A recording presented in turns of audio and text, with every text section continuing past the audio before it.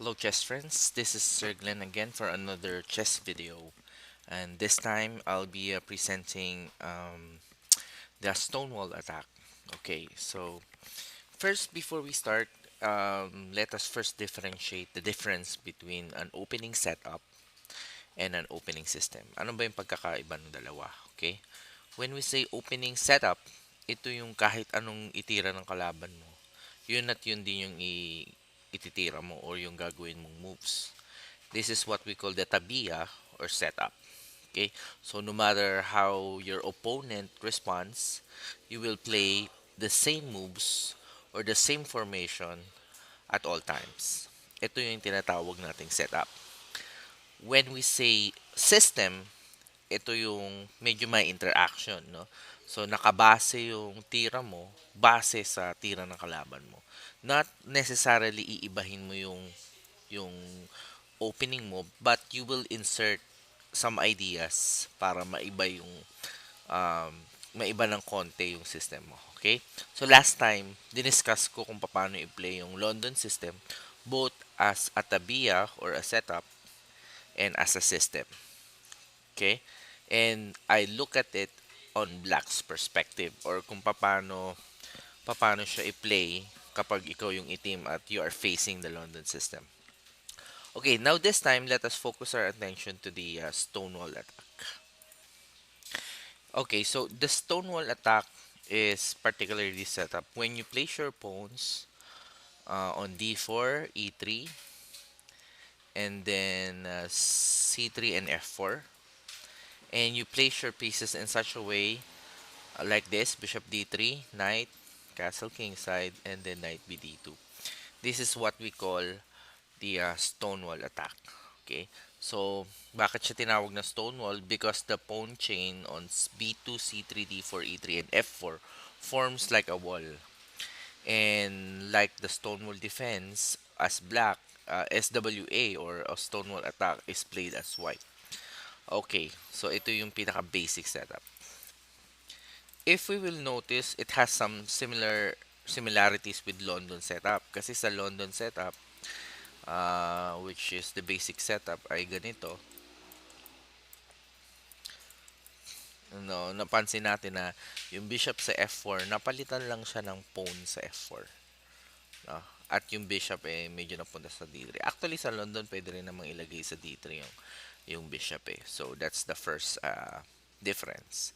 Second difference is the Stonewall attack usually generates close position, whereas sa London semi-close. Anong ibig ko sabihin?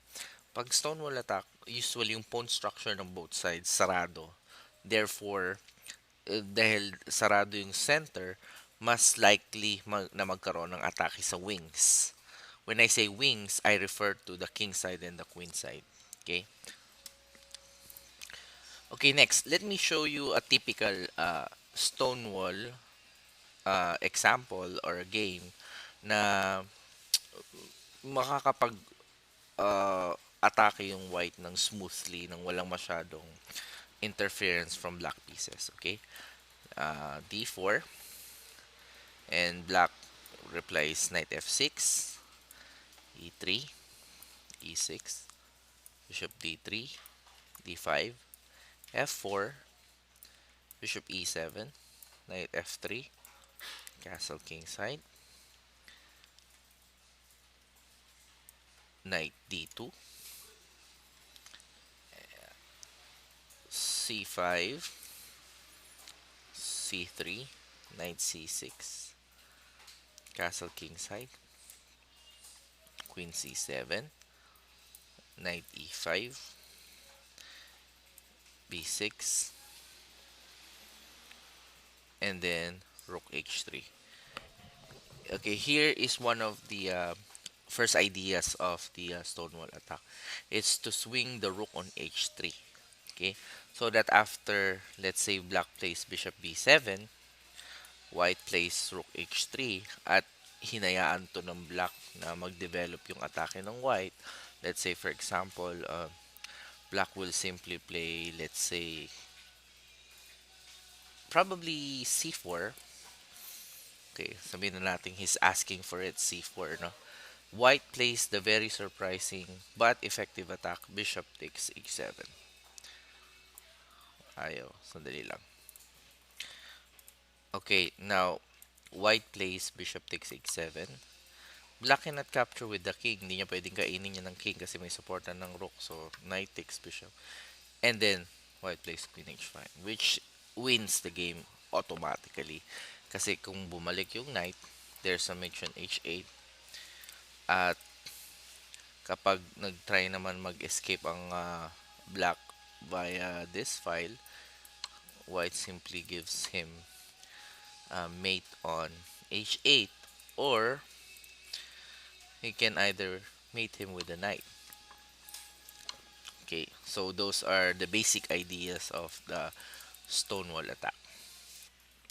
Okay, another idea that white can use is like this: d4, knight f6, e3, d5, bishop d3, e6, knight d2, bishop e7, f4, castle kingside, and then queen f3. Okay, and after c5, c3, knight c6, g4, and after um,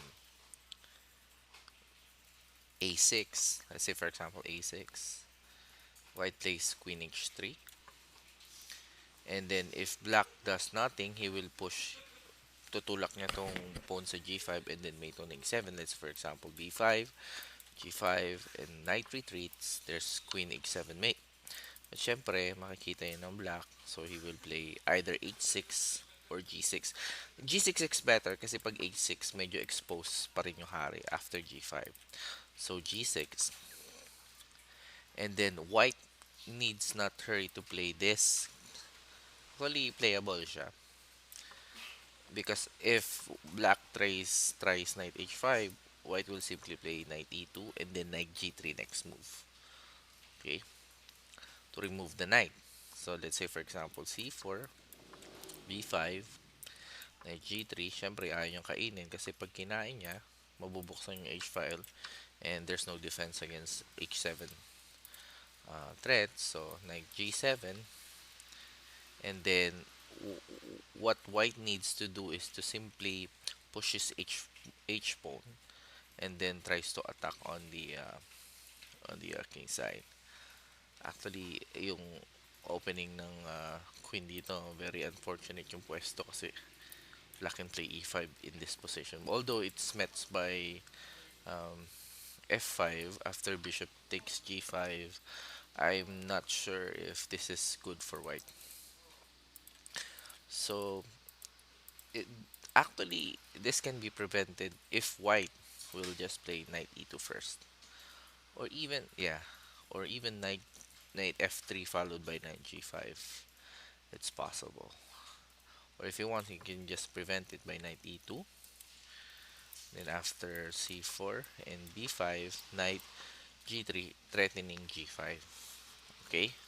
So after a5, let's say a5, g5, now he cannot play knight h5 kasi kakainin na ng white. So knight d7, and white will simply go to h6 and then pushes h pawn, capture on g6 and mate black. Yan yung isa sa mga core ideas, no? Let's say for example, tuloy natin. Capture, rook b8, h5, rook h8, takes, and then the attack will crash through h8. Pero mali naman kasi yung tinitira ng black. Sabihin what black may say, no?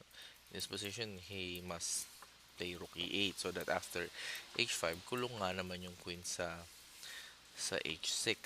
But I'm not sure of that because of this. And I don't know. Medyo hindi ako sure if white's attack is strong enough here. But in this position kasi after rook e8, white may play knight h5. So that after bishop f8, actually that's wrong. Um, yes, b4. So after b4, white needs not to play h4, h5. He can immediately play knight h5 here, threatening bishop g7 mate. So after pawn takes, white can immediately go for the mate with king takes h7. So ito yung pinaka-basic ideas. So we have seen how white used the rook leaf. Pag sabi natin rook leaf, yung umaangat yung rook sa f3 patungo sa h3. At saka yung gagamit siya ng pawn storm. Gagamitin niya yung g2 pawn niya para atakehin yung black position. Okay, now let's try to um, isa-isahin natin yung idea ng SWA or ng Stonewall Attack. Okay, first of all, after d4, black has other response other than the moves na pinapakita ko, no? Pero let's just try to uh, see the main or basic ideas of this. Okay, so let's try to go back after d4, d5, e3. Basically, ang idea kasi ng e3 is para ma-develop agad ng white yung bishop niya sa d3. No? And let's say black plays c6. Actually, yes, c6. Pag kasi tumira siya ng bishop f5, let's say for example bishop f5, white can switch back to the queen's gambit na medyo hindi masyadong um, trusted or hindi masyadong effective yung yung move order or yung opening move order ng white ng black. Basically ganito yan. If you know how to use transposition, pwede mong i-switch sa ibang known systems yung opening nyo na disadvantage. Medyo disadvantage yung kalaban mo. This is what we call the move order trick. So, if black plays knight c6 naman, let's say for example knight c6, go back, knight c6, and after let's say f4, bishop f5, I consider the position equal after bishop d3. Actually, why doesn't play bishop d3 at start? Because e5 medyo alanganin na yung Stonewall Attack. And if white tries naman f4, bishop f5, bishop d3, medyo mabubuo niya pa rin yung Stonewall Attack without the light square bishop, which is main strength ng opening na to. So, that's the spoiler, guys. If you want to play effectively against the SWA or the Stonewall Attack, you must kill this guy, the bishop d3. Okay? Kapag nawala yung light square bishop niya, I consider his attack less dangerous compared sa meron siyang light square bishop or bishop d3. Kasi itong natirang bishop sa kanya, which is the bad bishop sa chess yung kapag yung center pawns mo is the same color as your remaining bishop. So ito, nasa green yung mga pawns, nasa green din ng movement ng bishop na to. So it's considered bad bishop or inactive bishop kasi nga nakaharangan ng sarili mong pieces yung bishop na to. If this bishop is bad but it's outside the chain, ibig sabihin nakalabas siya sa pawn structure mo, hindi siya considered passive, no? Passive o hindi masyadong malakas na bishop. Okay? Alright, so let's go back. So in this position, c6, and then after bishop d3, knight d7. Okay, black wants to play e5, so we prevent that. f4, black develops knight g6. Now I just want to mention, kapag pinilit ng black yung e5 push by supporting it with f6 followed by e5 next book, he's in for a shocker because after queen h5, queen takes pawn, he'll be mated with a very nice bishop mate on g6. So instead, knight f6 had to be played. Knight d2. Okay, this move is very important. Kung basta-basta lang tumira ang white, let's say for example knight f3, Black can also initiate the Stonewall-like formation with playing knight e4. Bakit? Kasi f5 will follow. Let's say, for example, white plays in d2, f5, castle, e6, c3, bishop d6, and we have a symmetrical Stonewall structure, which is very considered very equal. No? So this is not the way to go for white, because in the Stonewall, in order for this bishop to be very effective, para maging effective yung Stonewall attack, you must control the light squares. Your pawns on d4, f4 controls the lock on the dark squares. Tapos yung light square mo on this diagonal, especially on this diagonal, b1, a7 diagonal, should be on your control. Okay, so instead of knight f3, knight d2 have to be played to control the e4 square. And then after e6, knight f3, bishop d6, castle. Ayan. Okay, so after white castles, we can get ready for invasion, sabi nga nila, or invasion or attack. So, let's say for example, castle, knight e5 usually starts the attack. Normally, hinahayaan lang natin, inaalaw natin na mag-capture ang black sa e5. Siyempre, not with the knight, because after the knight, black loses a piece. If it's bishop, then again, this position is considered very advantage, very much for white, no, advantage for white. Okay, because the activity of the light square bishop is very strong, and his pieces is kept out of the f6 square. So after eventual queen g4, rook f3, um, it's dominating for white. Okay, so after knight e5, c5. Okay, bakit nag c6 tapos nag c5? Well, dahil hindi nga possible yung e5 break, c5 have to be played para magkaroon ng konting pressure sa position ng white. If black will just play random moves, white's attack and initiative on the king side will simply grow immensely. No, hindi niya na mapipigilan yung atake pag hindi niya bibigyan ng konting pressure yung position ng white. Okay, so after c5, c3, of course, solidifying the structure. After b6, we must play this move, queen f3, as preparation. Why? Kasi ang plano ng black is to play bishop b7 and then knight e4 at tapos f5. Pag nagawa yun ng black, equalize na siya. So, we don't want that to happen kasi kapag for example, we just simply play rook f3 and then bishop b7, we play rook h3, hindi nagagana yon kasi black will play e4, knight e4. And if we go queen h5, the other knight will go to f6 and black successfully defends his position. So instead, we play queen f3. Okay. After queen f3, bishop b7, g4. Okay. Secure na yung center. Pwede na tayong umatake sa wing. Sabi nga, di ba, sa chess principle, kung gusto mong umatake sa wing successfully, you must make sure that the center is secured or close, devoid of any activity, para magkaroon ng smooth sailing yung atake mo sa wing. Now here, in this position, if knight e8 is played,